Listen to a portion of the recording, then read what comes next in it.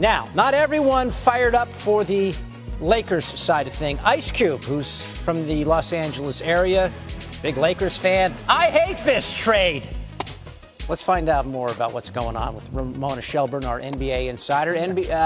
Ramona, is Ice Cube wrong? Is this a bad trade or a good trade for the Lakers? That's funny. Let me just call Ice Cube because, you got to explain this trade to him. The Lakers just cleared enough cap space to go after 2 max free agents this summer, and got a first-round pick, and didn't have to take any money back. Most people in the NBA thought that they were going to have to attach a draft asset to get rid of Jordan Clarkson's contract, and they end up not only being able to trade him, but to trade him to a team that, and this is incredibly ironic, David, okay? This is a great trade for both teams, and ironically, Cleveland is essentially helping the Lakers clear cap space to go after LeBron James this summer, and making a trade to try to keep LeBron James happy and stay in Cleveland. It's just the implications of this and the ripple effect and butterfly effect of this is just incredible. Ramona, we were talking to Brian Windhorst earlier, and if you clear enough space for 2 max guys, you still got to get the 2 max guys there. And we've heard that That's right. LeBron's not going to a team if there's not another superstar he's going to play with. If Paul George is going to stay in OKC, who would be that guy? Well, and Adrian Wojnarowski and I reported this earlier this week. One of the big blows to the Lakers' plans this summer was when Boogie Cousins went down. He was sort of if you don't get one of the 2 guys that we all think you're going after, Boogie was a guy they had tried to trade for last trade deadline. They still had a lot of interest in him, but that Achilles injury is going to keep him out for 10 months, 12 months.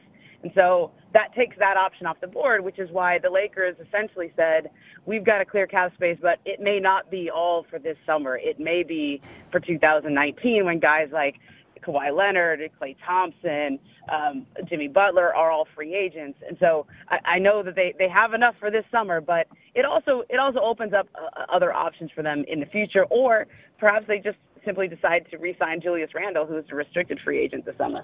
Okay, Ramona Shelburne giving us the Lakers' perspective on this big trade today. Laura? All right, David, let's get more of the Cavs perspective. Cavs reporter Dave McMenamin joining us now on SportsCenter. And Dave, I think this is interesting. It's a small sample size, only 15 games in the court, but Cleveland's actually been much better without Isaiah Thomas on the floor. They're shooting the ball better from behind the arc without Thomas on the court and have shown large improvement in their defensive efficiency. Without IT, from your perspective and knowing this team well, why did it not work with Isaiah Thomas there? Well, Laura, it was a combination of not working on the court, of course, the defensive issues that Isaiah Thomas presents as a one-on-one defender, combined with not being able to provide the usual elite offense that he'd become known for as he's still trying to get back from that hip injury that sidelined him for 7.5 months, but also not being able to fit off the court. There was a damaging team meeting for his reputation in the locker room a couple weeks ago where he called out Kevin Love for missing a game against the Oklahoma City Thunder and missing a subsequent practice.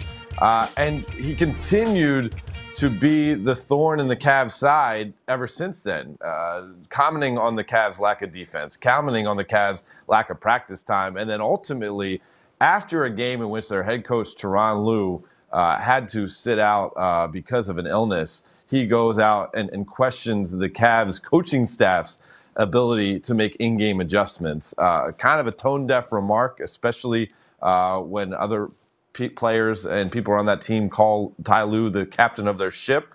And it became pretty apparent that the fit wasn't working on or off the court. If they could, by today, go in a different direction, they should.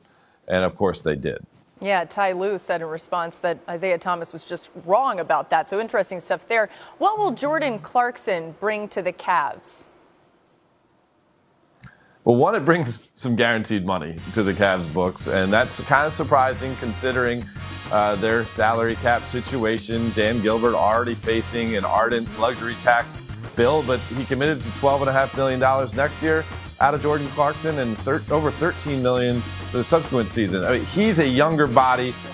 He's able to put the ball on the floor, create his own shot. Now, he doesn't shoot it from three as well as Isaiah Thomas has, only around 33% for his career. But he's never played with the likes of a LeBron James, and LeBron James creates open looks for players like they'd never seen before when they finally get to join in the fold. So a longer guard, he's not quite the length of George Hill, another guard that the Cavs were targeting earlier in the trade process. But hey, they get him. And then the bigger piece that they're excited about is Larry Nance. Not just because his dad played for the Cavs, but that's a guy who plays in the back line of defense, can block shots, get out and run the open court. They need guys like that. Awesome stuff. Thanks so much, Dave McMenamin.